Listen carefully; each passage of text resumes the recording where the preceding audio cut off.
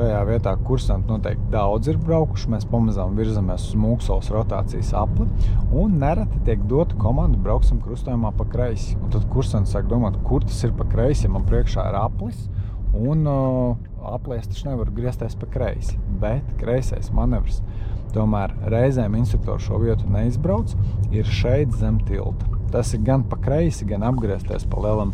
Šajā gadījumā tas ir viens un tas pats, bet atceramies, ka šeit ir iespēja mums izbraukt, un tepat ir diezgan tāda sarežģīta izbraukšana, jo laikus ir jāvērtē situācija un diezgan viegli ir iespēja pamaisīt. Ja? Tā kā arī ir jāskatās un jāprot raiti uzņemt braukšanas ātrums.